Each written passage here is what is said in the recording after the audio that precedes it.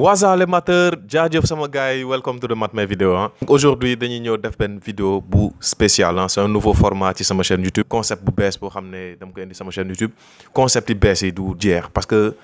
xel géej la quoi, inspiration bépp boo xam ne am naa ko te mën naa ko partager ak yéen dinaa ko partager. Donc tey dañuy expliquer l'histoire de Ouzin Diop.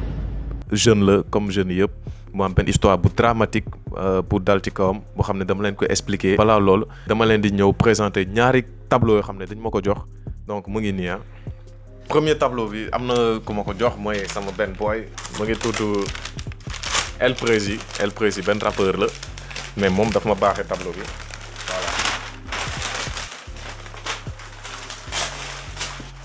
Donc Instagram moom mu ngi noonu ma leen koy dugalal moom may bii. xam naa ci décor bi laa koy def rek baax na foofa deuxième bi nag laa xam fan laa ko nar a def. El Prési numéro téléphone am ak Instagram am lépp mu ngi noonu ma leen koy jox mu ngi noonu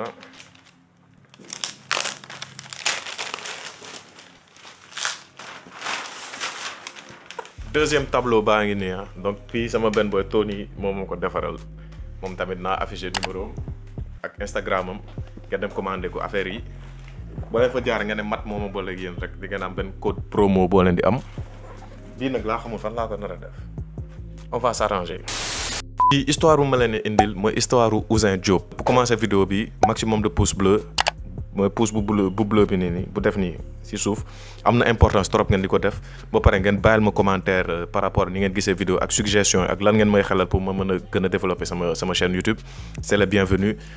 Et aussi lu gën a important ngeen partager vidéo bi ngeen activer cloche de notification ngeen abonné wu ci chaîne bi ñu dem léegi nii ci sujet bi. On va parler du personnage.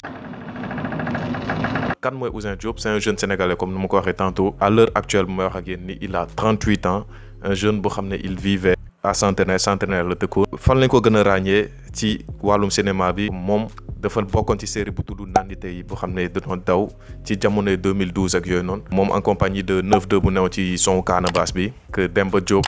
ba xam ne benn photographe la woon bu ràññeeku ci période boobu noonu tamit jot naa ko côtoyer et tout xam naa ko. Et y avait une petite structure bu ko doon réaliser muy puxus xam nga ay focus. donc ñoom ñoo nekkoon derrière réalisation Nante yi. moom sénégalais yëpp nan lañ def ba xam ko popularité am mooy wàllum série bi parce que da doon mener benn rôle boo xam ne il jouait ça super bien il avait gardé son vrai nom mooy Ouzin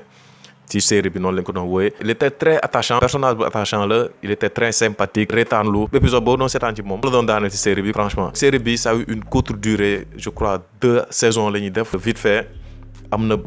ay sketch yu ndaw loon quoi comme nu ma naka laa ko mën a méngale te comme série Virginie bi vite fait ay 15 minutes Virginie sax moo ko gën a gudd foofu ay 5 minutes ay sketch yu ndaw la woon quoi vite fait doon jàll sur internet et sur TFM moo ko doon diffusé. comme ni ma la ko waxee à l'heure actuelle Ouzin Diop il se trouve à Rebeuss mu ngi Rebeuss mais lan moo ñu gën a intéressé tey jii bu ma paree présentation personnage bi lan la ñuy def ba yegg ci crime bu mu commettre noonu. il a tué un taximan. ne vous affolez pas ma expliquer leen naka la demee.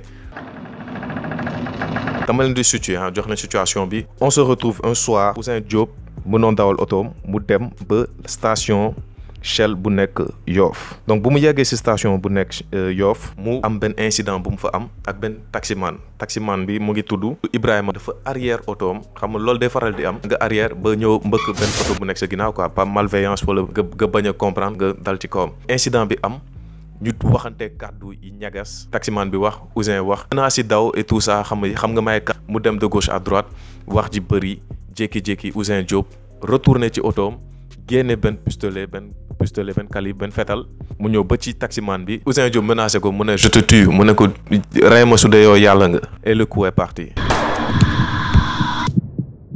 une balle à bout portant dans la tête de Ibrahima Samb. lépp a gaaw kenn comprendre nan la demee. pris par panique Ouzin Diop dafa paniqué dafa tiit loolu ñëpp la mën a dal. mu daw mu jóge station Shell bi daw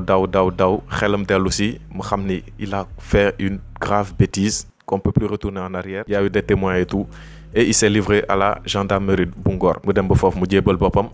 autorité yi téye ko. date exacte bi c'est le 26 octobre 2016 période boobu Ouzin Diop mu ngi am 33 ans. un père de famille il a une petite fille am situation bu normal nekk commerçant xam nga di yëngu ci automobile jënd ak jaay auto. tout se passait bien dans sa vie mais benn incident bu ndaw tout a basculé. donc on se met dans sa tête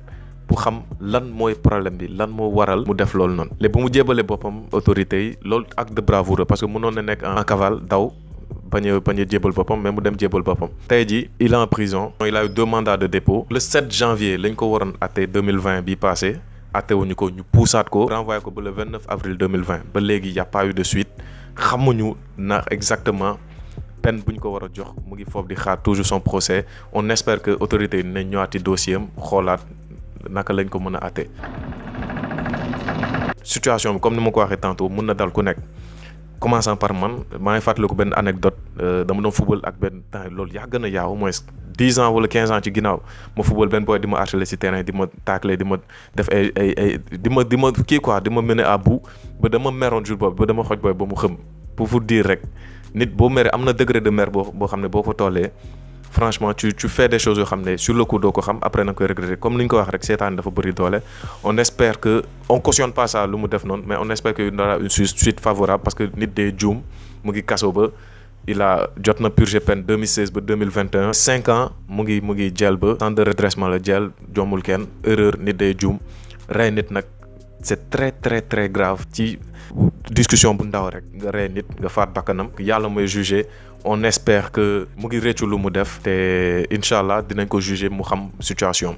tey jii lii laa la indi woon ci lan moo waral meurtre bi lu tax Ouzin Diop rey kii di Ibrahima Samb taximan bi yàlla na ko yàlla yërëm loolu la woon Ouzin Diop série Nante moo tax ñëpp xam ko c'est une série boo xam ne c'était très proche de la culture urbaine y avait Fatima bu nekkoon bien Thiaroye mu nekk présentatrice tey mu ngi doon jouer ci lool 9-2 bu ne doon def son def ka Papa Chez Dakar ba y avait beaucoup de gens de la culture hip hop yoo xam ne ñu ngi ci yoon on espère que peut-être sax ñu reprendre série bi parce que c'est une très bonne série et donc loolu mooy l'histoire meurtrière de Ouzin Diop su dee format vidéo bi neex na leen ngeen lâcher un gros pouce bleu ngeen abonné wu xam nga ngeen bàyyi benn commentaire nga wax ma tey ban histoire encore ngeen bëgg ma raconter leen ko les formats vidéo équation de maths ak yeneen sama concept vidéo ñu ngi ñëw à la prochaine et je vous kiffe Gili Gili jaajëf. Alal the album nigga. Follow ak flow bu dot ni Kaka Moussa bari kawe ne asamaan romb di coloniser mel ni tubaab set buur bi ñëw na sukku leeraam trombi kenn du si toog men yéen ñëppay xaar kenn nga kap si call mi majesté hashtag képp koy laaj ci sauver rab bi man la bul jaawale leeru torche ak leeru naaj yëkkati niveau bu takko fal dul jot esprit bu illimité maa ngi pluton dooleel ma technique seen bopp yëpp bétoo def sarax si gémbe ni baaraam di clito lenn ma soxal mooy li jënti cash dawal lamb tol ay yére yu cher teral maama fu mu joxoñ ma seel hee desi toj de waa I don't give a damn ya demal nga toog soxlaw ma sa avis teyel sa bopp